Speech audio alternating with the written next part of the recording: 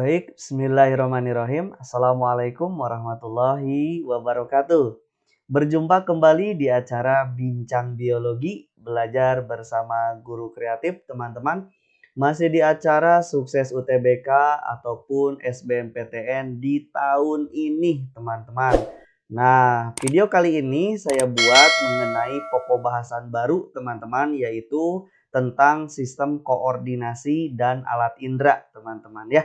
Ini adalah video yang kami buat pada pertemuan pertama mengenai pokok bahasan sistem koordinasi dan alat indera. Oke, nah di bab ini teman-teman saya sudah memiliki sekitar ada 6 soal. Jangan lupa like, comment, and subscribe. Untuk kita perbincangkan gitu ya. Nah, apa saja soal-soal itu kita akan bahas gitu ya di pertemuan pertama kali ini. Oke, baik. Yang pertama, langsung saja kita masuk ke soal pertama, yaitu mengenai senyawa kimia sebagai neurotransmitter gitu ya. Oke, kita akan lihat soal pertama. Suatu senyawa kimia yang berperan dalam menghantarkan impuls saraf katanya pada sinapsis adalah, ini diminta adalah senyawa kimianya gitu ya. Baik. Oke, konsep yang pertama teman-teman, berbicaranya senyawa kimia di dalam proses sinapsis. Maaf, ini tulisannya sinapsis harusnya ya. Nah, yang perlu teman-teman ketahui bahwa ketika kita berbicara sinapsis, maka dia merupakan sebuah celah teman-teman gitu ya. Nah, celah yang ada di mana? Yaitu celah tersebut itu ada di antara satu neuron atau sel saraf gitu ya dengan neuron yang lain. Jadi di situ ada celah. Nah, celahnya itu disebut sebagai sinapsis gitu ya.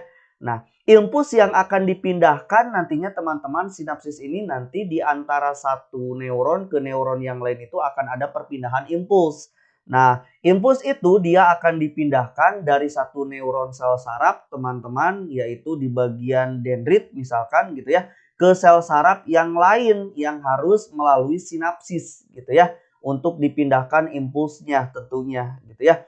Nah, pada proses perpindahan impuls tersebut melewati sinapsis ini memang dia dibutuhkan suatu senyawa kimia gitu ya untuk menjembatani proses sinapsis ini gitu ya. Ini sinapsis. Nah, senyawa kimianya tersebut teman-teman yang digunakan sebagai jembatan di dalam proses impuls saraf, transfer impuls saraf itu namanya kita kenal dengan neurotransmitter gitu ya. Jadi neurotransmitter ini adalah senyawa kimianya yang digunakan sebagai menjembatani antara satu sel saraf dengan sel saraf lain di dalam proses penyampaian impuls gitu ya. Nah, zat yang berperan sebagai neurotransmitter teman-teman itu yang terkenal sekali itu namanya adalah asetilkolin teman-teman gitu ya. Dia sebagai neurotransmitter yang memang sering digunakan di dalam proses sinapsis.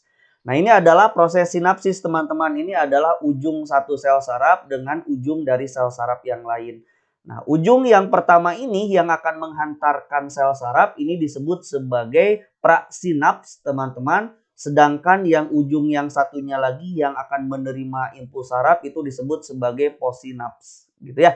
Nah, bagaimana prosesnya? Prosesnya itu yang pertama teman-teman, saat impuls saraf dia menuju ke ujung-ujung praksinap gitu ya. Di sini disebutkan sebagai terminal akson, jadi ujung dari akson. Maka nanti kalsium dia akan masuk ke dalam protein channel gitu ya. Dia masuk ke dalam protein channel lalu memasuki sitoplasmanya terminal akson. Nah, kalsium yang masuk ini dia merangsang vesikel-vesikel yang ada di dalam praksinap ini vesikelnya teman-teman, yang di dalamnya itu berisi neurotransmitter. Akibatnya dia terangsang dengan hadirnya kalsium, dia terangsang untuk mendekati daerah pada ujung terminal akson ini atau praksinap ini. Lalu vesikel ini bergabung dengan membran dari terminal akson dan mengeluarkan isinya. Ini isinya itu yang disebut sebagai neurotransmitter. Nah, neurotransmitter ini dia akan melekat pada possinapnya, dalam hal ini adalah pada dendrit gitu ya, sel saraf yang lain, menempel pada reseptornya. Yang tujuannya adalah membuka pintu gerbang natrium, teman-teman, yang ini. Jadi melekatnya asetilkolin atau kita sebut sebagai neurotransmitter pada reseptor ini adalah tujuannya untuk membuka pintu gerbang natrium gitu. Nanti pintu gerbang di possinap ini yang ini nanti terbuka gitu ya, natrium bisa masuk. Akibatnya masuknya natrium ke dalam dendrit ini mengakibatkan sel saraf yang baru ini yang mendapatkan impuls dia akan mengalami depolarisasi gitu ya. Seperti itu prosesnya. Oke, nah ini macam-macam dari neurotransmitter. Ada asetilkolin, ada dopamin, ada serotonin gitu ya, ada norepinefrin, ada GABA, ada glutamat. Nah, ini dia masing-masingnya memiliki fungsi yang memang berperan penting di dalam transfer sel saraf gitu ya, impuls. Nah, kalau asetilkolin itu biasanya impulsnya itu pada pergerakan impuls-impuls yang mengatur pergerakan otot gitu ya, proses belajar dan mengingat. Sedangkan dopamin ini dia mengatur pergerakan, proses belajar, perhatian dan emosi begitu ya. Sedangkan serotonin dia memperbaiki mood, rasa lapar, tidur dan cemas. Norepinefrin mengatur kewaspadaan dan konsentrasi. GABA dia neurotransmitter penghambat yang utama dalam tubuh, teman-teman gitu ya. Efek utamanya adalah membuat tubuh menjadi rileks gitu. Sedangkan yang terakhir adalah glutamat. Dia juga neurotransmitter yang perannya menginduksi gitu ya, yang utama. Jadi perannya penginduksi utama di dalam tubuh kita, misalkan mengatur ingatan gitu ya. Nah, ini adalah malfungsinya. Kalau kekurangannya, asetilkolin kekurangan, maka orang tersebut akan mengalami Alzheimer atau dopamin dan selanjutnya. Ini pun ada malfungsi jika kekurangan neurotransmitter di dalam tubuh. Nah, gitu ya. Nah, jadi jawabannya adalah teman-teman yaitu asetilkolin. Jadi jawabannya adalah yang E ya. Oke, baik. Soal nomor 2 yaitu mengenai lapisan yang terdapat pada epidermis kulit. Oke, teman-teman, kita akan cek. Soalnya yaitu pigmen yang menentukan warna kulit manusia berasal dari stratum apa? Oke, kita akan lihat bagian dari struktur dari kulitnya dulu ya. Oke, yang diminta adalah yang menentukan warna kulit. Baik. Nah, konsep yang pertama yang mesti teman-teman kuasai bahwa ketika kita berbicara kulit, maka kulit ini kan ada bagian terluar, ada yang bagian dalam gitu kan ya. Nah, sedangkan susunan misalkan pada tubuh manusia, teman-teman, nanti kulit ini tersusun atas jaringan epidermis, ada jaringan dermis, dan ada jaringan hipodermis, gitu ya. Ini kalau kita berbicaranya pada kulit-kulit vertebrata, gitu ya. Nah, epidermis ini, teman-teman, dia merupakan jaringan atau lapisan terluar yang ada di kulit kita, gitu ya, yang dia terdiri dari 5 lapisan yang memang sangat penting, gitu ya. Nah, apa saja 5 lapisan ini? Kita akan bahas satu-satu gitu ya. Nah, yang pertama lapisan terluar yaitu yang ini ada yang disebut sebagai stratum corneum. Nah, stratum corneum ini teman-teman dia merupakan lapisan tanduk gitu ya. Dia lapisan yang terdiri dari protein-protein keratin gitu ya yang berfungsi sebagai lapisan pelindung. Jadi pelindung kulit di sini gitu ya. Nah, selain itu dia juga untuk mencegah kehilangan air gitu ya pada kulit. Ini dia stratum corneum. Nah, turun ke bawahnya ada yang disebut sebagai stratum lucidum, teman-teman. Nah, kalau yang ini dia merupakan lapisan bening gitu ya. Jadi kalau kita kasih cahaya, maka dia tembus cahaya lapisan lucidum itu. Gitu ya. Nah, fungsinya buat apa? Kalau yang ini dia meredam gesekan, teman-teman gitu ya, antara lapisan epidermis gitu. Yang ketiga ada yang namanya stratum granulosum. Nah, kalau yang ini dia merupakan lapisan yang berfungsi untuk membentuk sel-sel pelindung kulit, gitu ya. Jadi kalau misalkan ininya terkelupas, stratum corneum lucidum tentu digantikan oleh granulosum ini, gitu ya. Dia berperan sebagai membentuk sel-sel pelindung kulit. Itu yang ketiga. Dan yang keempat, yang ini dia teman-teman ada yang disebut sebagai stratum spinosum gitu ya. Kalau stratum spinosum ini dia membentuk dia merupakan lapisan yang memang berfungsi untuk membentuk keratin gitu ya. Jadi protein-protein keratin gitu ya. Dia proteinnya itu dia dibentuk oleh lapisan spinosum yang nantinya dia berperan untuk perlindungan di dalam stratum corneum ini gitu ya. Oke. Dan yang selanjutnya yaitu lapisan terbawah itu ada yang disebut sebagai stratum germinativum atau stratum basalis, teman-teman, gitu ya. Nah, stratum ini dia merupakan lapisan kulit yang aktif. Kalau germinativum, teman-teman, aktifnya apa? Aktif membelah, gitu ya. Untuk apa? Untuk membentuk sel-sel kulit baru. Jadi kalau makin teratas misalkan terkelupas semuanya, nah yang menggantikan terus itu adalah stratum dari germinativum, gitu ya. Dia yang terus membelah, aktif membelahnya ini, gitu ya. Nah, pada lapisan ini teman-teman, nanti di lapisan germinativum ini atau lapisan basalis ini, itu dia terdapat melanosit, teman-teman. Yang sel pembentuk warna kulit, gitu ya. Yang perannya itu dia melindungi kulit pada paparan radiasi ultraviolet. Jadi ada di lapisan germinativum atau basalis, gitu ya. Oke, jadi dari kelima ini yang berperan menentukan warna kulit adalah lapisan germinativum, teman-teman, gitu ya. Oke, baik. Itu dia soal yang kedua. Kita masuk ke soal nomor 3, yaitu tentang gangguan pada otak katanya. Gangguan pada otak kecil, teman-teman, akan menyebabkan gangguan pada apa? Oke, otak kecil ini ya. Jadi berbicaranya otak. Baik. Otak kecil itu dia disebut juga sebagai cerebellum. Dia terletak di bawah bagian belakang otak besar. Jadi kalau ini otak besar gitu ya, di bawah bagian belakangnya itu ada cerebellum atau otak kecil gitu ya. Nah, terdiri dari dua belahan. Jadi ada belahan kiri, belahan kanan. Jadi sama seperti halnya otak besar gitu ya. Ada dua belahan. Nah, otak kecil sendiri atau cerebellum ini dia punya fungsi yang memang sangat berperan aktif di dalam proses pengaturan kerja antar otot, teman-teman, gitu ya. Jadi kerjasama antar otot. Akibatnya apa? Akibatnya dialah yang mengendalikan keseimbangan tubuh, gitu kan ya, dan menjaga postur tubuh, gitu. Itu adalah keseimbangan saat kalian berdiri, gitu ya, miring atau seperti apapun. Keseimbangannya itu diatur oleh otak kecil ini, gitu ya. Oke, nah jadi teman-teman ketika dia punya peran yang penting seperti itu, maka ketika terjadi gangguan pada otak kecil, maka apa yang akan terjadi? Akibatnya kontrol otot pasti satu akan menurun, gitu kan ya. Kesulitan berjalan nantinya sebab keseimbangannya tidak dikendalikan, gitu. Terus kesulitan berbicara, juga kesulitan di dalam proses menelan, gitu ya. Nah, serta pergerakan mata yang tidak terkendali, jadi susah gitu ya dikendalikan dalam gerakan-gerakan bola mata.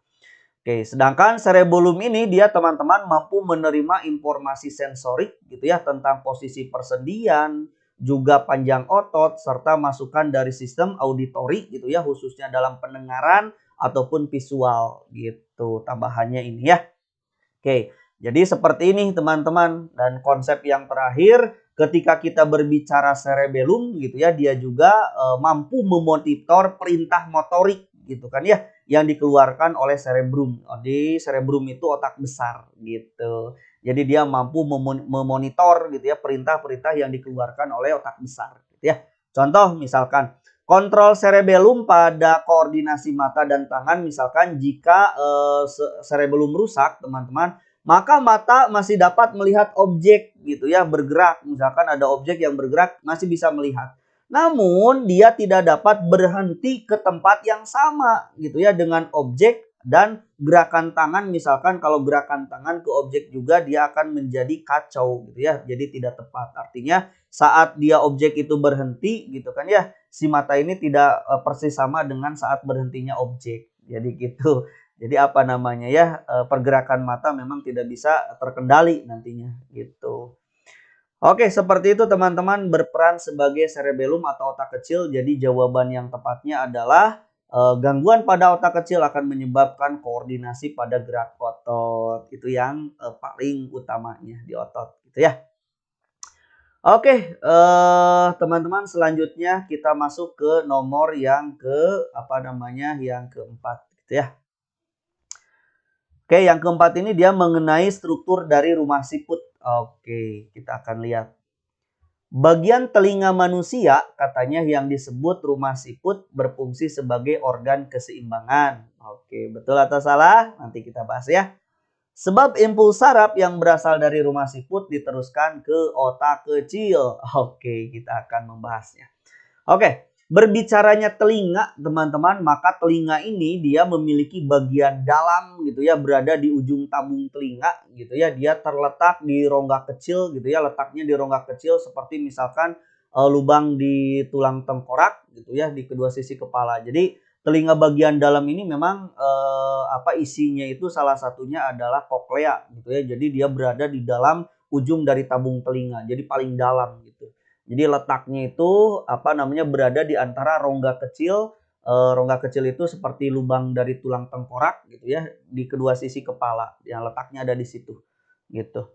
Terus kalau kita lihat dari segi gambar, mana yang disebut sebagai bagian terdalam dari telinga gitu ya. Yang tadi sebutkan yang ini gitu ya. Jadi dari sini nih. Ini dia bagian dalamnya. Di sini ada saluran setengah lingkaran gitu ya, atau semicircular canal gitu. Terus di sini ada yang disebut sebagai rumah siput atau koklea. Nah, ini dia koklea ini dia langsung menyambung terhadap sistem-sistem saraf gitu ya, yang akan dihubungkan ke otak tentunya gitu. Nanti diterjemahkan itu suara apa gitu. Sedangkan di arah luar ini adalah pinna atau kuping atau daun telinga gitu ya. Di sini ada salurannya, teman-teman. Terus ke arah dalam di tengah ini ada membran timpani yang berhubungan dengan 3 tulang pendengaran, yaitu kita singkat dengan nama MIS kalau teman-teman mau ingat gitu ya, MIS. Malleus atau martil, incus atau landasan, stapes atau sanggurdi. Ini adalah 3 tulang-tulang pendengaran gitu ya. Yang nantinya akan digetarkan langsung ke koklea kalau ada getaran gitu ya. Nah, di sini ada saluran eustachius, teman-teman, yang menyeimbangkan tekanan luar dengan tekanan dalam ya. Ini saluran eustachius. Oke, kita lanjut. Itu dari sisi gambar. Nah, nanti kalau kita lihat bagian dalamnya dari rumah, dari telinga gitu kan ya. Nanti ada 3 bagian utama. Contoh yang pertama yang sudah diperlihatkan adalah ada yang disebut sebagai koklea atau rumah siput. Tadi sudah ada ya. Nah, koklea ini teman-teman dia area telinga yang berada di bagian dalam gitu kan ya. Yang bentuknya itu memang kenapa disebut rumah siput dan memang bentuknya seperti itu. Gitu ya, jadi spiral gitu. Siput kecil gitu punya cangkang yang spiral. Nah, yang kedua ada kanalis semicircularis atau saluran setengah lingkaran. Tadi sudah dilihat sama teman-teman gitu ya. Yang perannya dia memiliki fungsi yang peran penting gitu ya di dalam merasakan keseimbangan dan juga postur tubuh kita gitu. Terus yang terakhir ada vestibul, ini di daerah dalamnya gitu, rongga depan yang terletak di antara koklea dan saluran setengah lingkaran. Jadi yang menghubungkan antara koklea dengan saluran setengah lingkaran itu adalah vestibul gitu kan ya. Nah, bagian telinga dalam ini dia perannya itu dia mengatur keseimbangan, teman-teman gitu ya. Bagian telinga dalam yang mengatur keseimbangan itu satu vestibula ini, yang satu lagi adalah kanalis semicircularis. Jadi ada 2 gitu ya, menjaga keseimbangan. Begitu ya. Nah, ketika kita berbicaranya misalkan kita bahas teman-teman yang pertama kalau berbicara koklea itu ya udahlah reseptornya pendengaran gitu ya, itu dia koklea. Tapi ketika kita berbicara kanalis semicircularis atau saluran setengah lingkaran ini teman-teman, dia terisi oleh cairan gitu di dalamnya itu yang dilapisi oleh rambut-rambut halus gitu ya. Seperti halnya di koklea. Jadi mirip seperti itu. Nah, rambut-rambut ini punya peran. Dia bertindak sebagai sensor, teman-teman gitu ya, yang membantu nanti untuk keseimbangan tubuh gitu ya. Nah, sementara dalam proses mekanisme pendengaran yang teman-teman ketahui gitu ya. Nah, di dalam rumah siput itu kan dia terdapat sel-sel rambut, khususnya dia yang melekat pada organ korti gitu ya, atau sel korti yang akan merangsang dan menimbulkan persepsi suara gitu. Di situ kalau di koklea itu ada di sel korti gitu ya sebagai reseptor pendengarannya. Nah, ujung-ujung alat korti ini teman-teman dan getaran yang akan diteruskan ke pusat saraf. Jadi setelah sampai ke organ korti nanti si impuls sarafnya itu akan masuk ke otak gitu kan ya. Dan dia akan mendapatkan tanggapan gitu akan impuls saraf tersebut. Sebelumnya dia dibawa oleh motorik tentu gitu ya sampai ke pusat sarafnya. Nanti di sana diterjemahkan itu suara apa gitu, diterjemahkan oleh otak, lalu dibawa lagi oleh motorik, lalu ke reseptor gitu ya.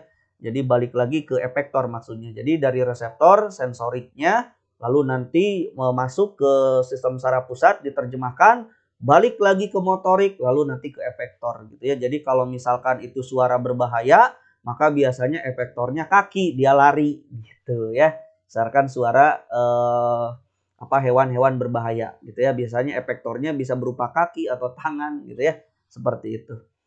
Oke, jadi jawabannya adalah teman-teman, aduh maaf. Oke, jadi maaf kita bahas yang tadi belum ke sini ya.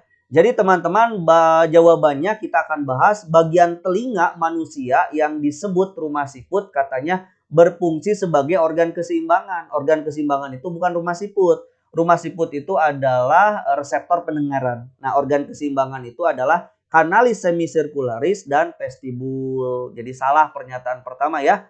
Nah, pernyataan keduanya, impuls saraf yang berasal dari rumah siput diteruskan ke otak kecil. Nah, ini bagaimana? Nanti sensasi suara itu ada di temporalis. Temporalis itu adalah di otak besar, cerebrum. Gitu ya, cerebrum. Otak besar. Jadi bukan ke otak kecil. Otak kecil tadi keseimbangan ya.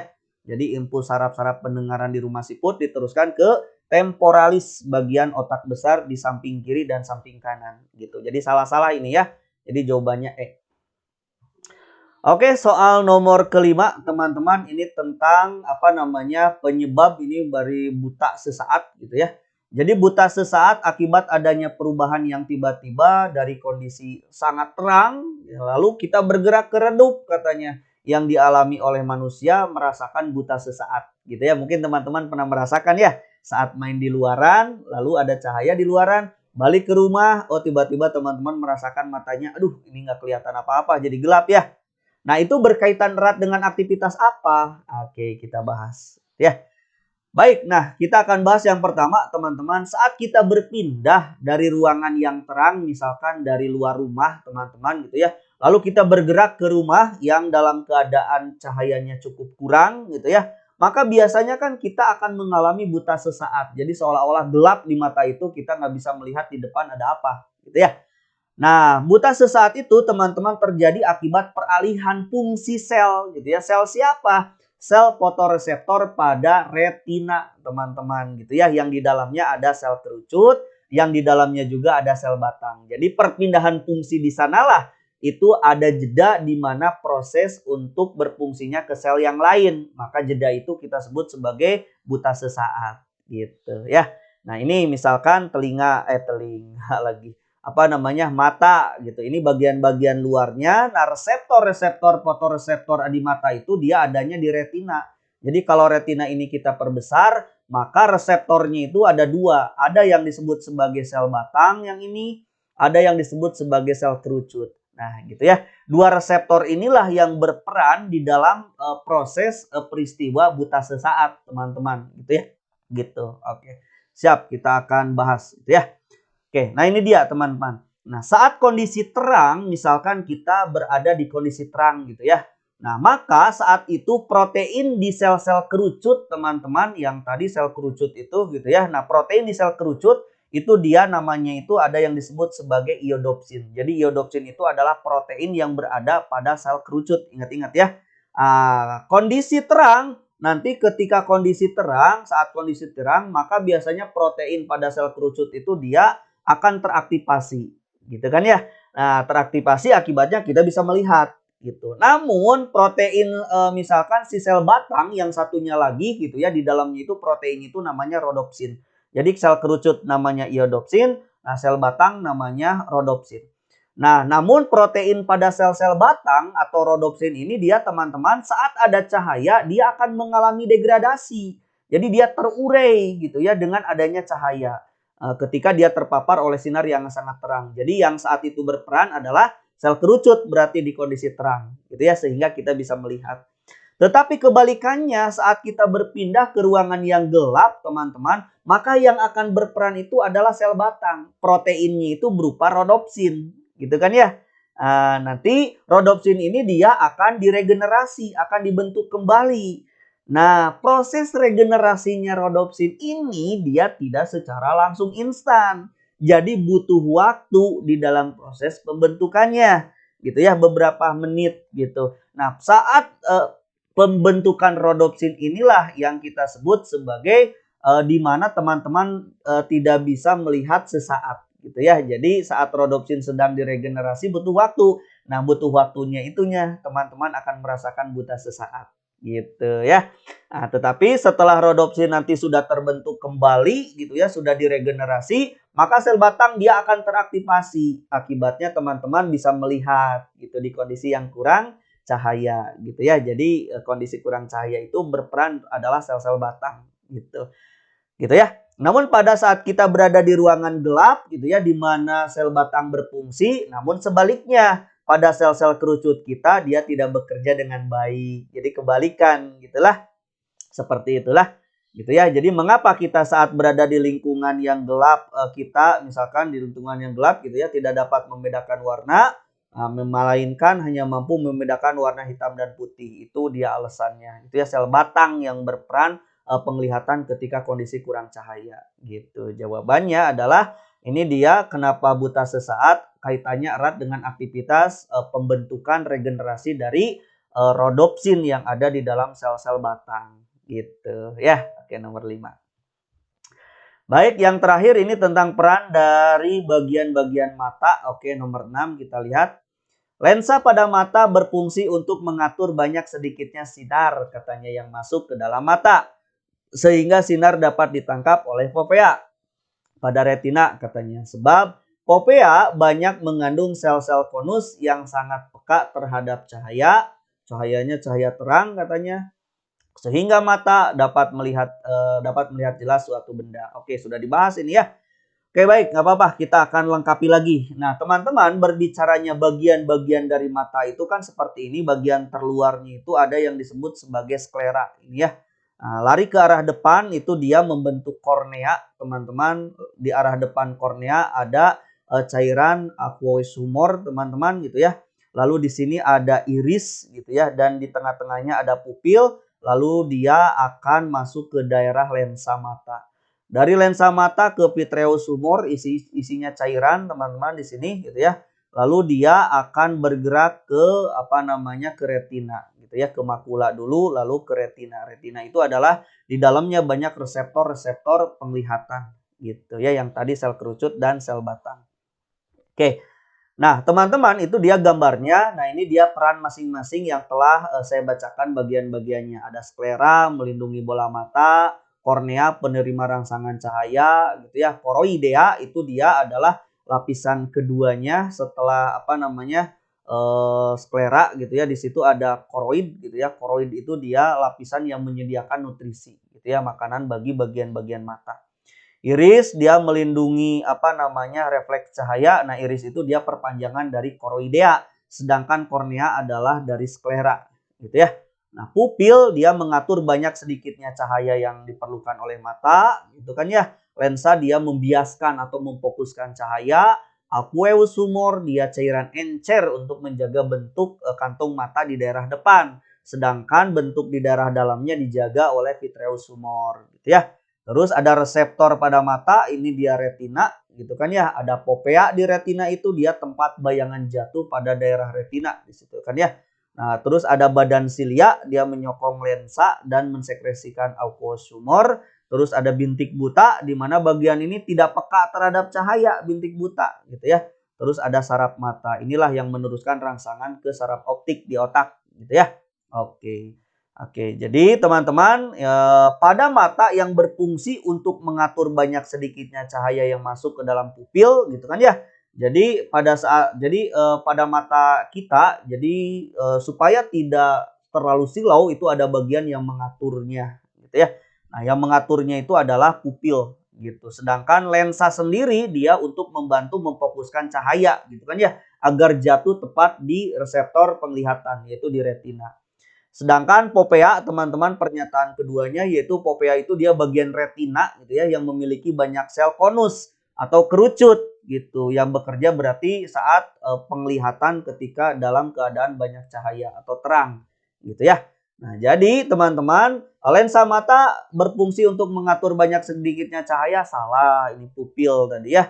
Terus sebabnya fovea banyak mengandung sel konus betul di situ. Sangat peka terhadap cahaya terang betul sebab di sini kan iodopsin gitu ya, sel kerucut gitu. Memang untuk penglihatan terang gitu. Jadi jawabannya adalah pernyataan keduanya yang betul ya alasannya.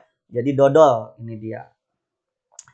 Oke, itu dia teman-teman berbicaranya pertemuan pertama ketika kita berbicara sistem koordinasi dan alat indera yang sering muncul di UTBK teman-teman ataupun di SBMPTN. Nah, ini pertemuan pertama, tunggu pertemuan keduanya teman-teman ya. Akan kami bahas soal-soal barunya yang memang sering muncul pada soal-soal UTBK.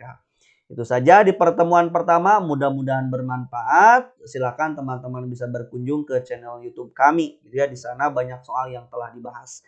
Nah, terima kasih. Assalamualaikum warahmatullahi wabarakatuh.